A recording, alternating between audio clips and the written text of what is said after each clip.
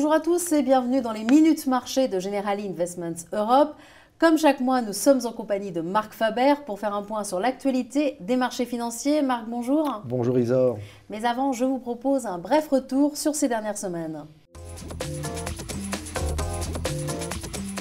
L'année débute bien pour les marchés financiers et en particulier pour les actions, comme en témoignent ces quelques chiffres.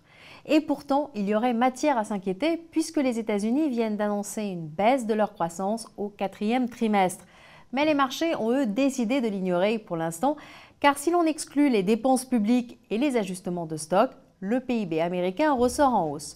Du coup, ils préfèrent regarder du côté allemand où la reprise montre des signes tangibles, ce qui est bon pour l'ensemble de la zone euro dont on sait déjà que la croissance ne sera pas vraiment au rendez-vous.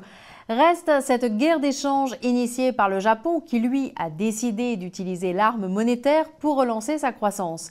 Et comme les Américains sont dans la même logique, avec une Fed qui a clairement indiqué qu'elle serait plus tolérante avec l'inflation tant que le chômage ne baisserait pas significativement, eh bien, c'est encore et toujours l'euro qui en fait les frais.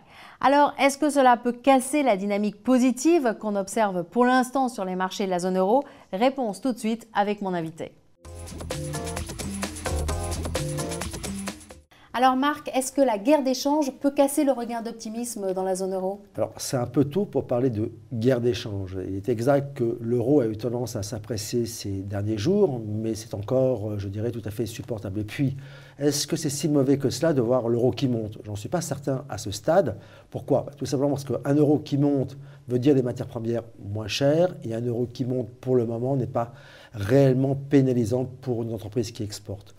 Le seuil actuel ne me paraît pas vraiment dangereux. Il faudra se poser la question si on dépasse le seuil des 1,40, mais pour le moment, je pense que c'est un peu prématuré. Ça veut dire que vous êtes confiant pour la zone euro?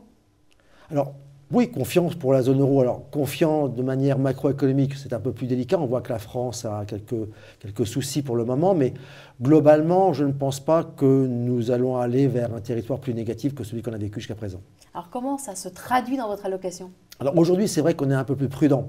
Le fait d'avoir vu les marchés financiers partir très rapidement à la hausse au mois de janvier nous fait craindre un tout petit peu de recul pour les jours qui viennent. Donc, je voudrais dire que de positif, nous sommes repassés à neutre, mais nous ne vendons pas nos actions. Je ne pense pas que ça serait dommage de dire à nos partenaires « revendez vos OPCM actions pour aller à nouveau vers les OPCM obligataires ». Je n'y crois pas du tout. Gardons le risque. Alors tout de même, quels sont les risques à court terme?